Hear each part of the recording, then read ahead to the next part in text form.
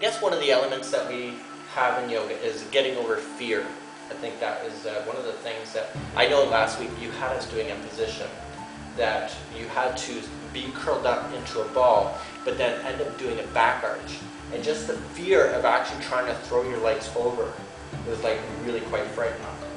Yeah, and you think you're really going to hurt yourself, but then you have to confront some of that fear, but you don't want to hurt yourself either. You don't want to be leaving here limping. And we had an unfortunate accident, I think in the third week that we were here, that somebody was doing a forward position and they fell forward. And it's one of those things where that woman has so much courage not to give up and to get back in here and actually continue to try. And it was quite something when she went down. But I'm sure that's not an uncommon thing. Well, it's not usual that we hurt ourselves in yoga. It's a lot more passive type of exercise than, you know, playing hockey or something. But I mean, we can hurt ourselves falling down the stairs when we leave. You know what I mean? So it's one of those things we still need to be aware of our surroundings and be careful and, you know, be aware of our own limitations.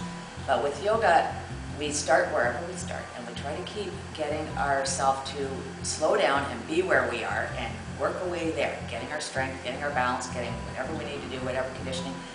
Our ego wants to do the headstand right now, and our ego wants to do the splits right now, and all the party trick yoga that we see in the book immediately.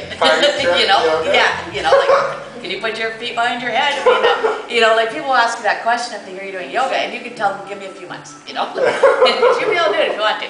But it's not hard. Yoga's not hard, but we have to do things in the proper steps. So we have to start somewhere. It takes time to lengthen muscles, ligaments, and tendons. It takes time to get flexibility. So a little bit at a time, a little bit at a time. And it takes time to get strength in certain areas of the body. Some people's bodies, because of their genetics or previous injuries or whatever it may be, may not do all the postures. But there's a lot of postures, so we're never going to be bored. There's always going to be lots of postures that we will do, that we thought we'd never do, that are really empowering once we do them. So different ones require strength and then start to build strength in different areas.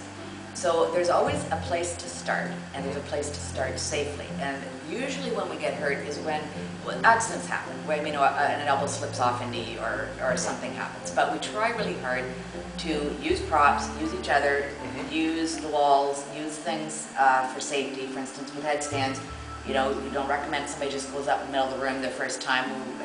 We do it in stages. We have people around you or the wall and people, and you know, there's a safe way to approach things.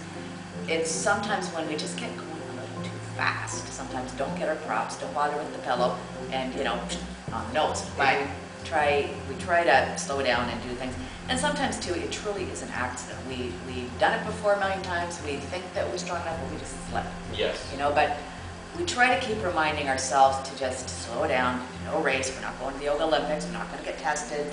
You know, it's all about us.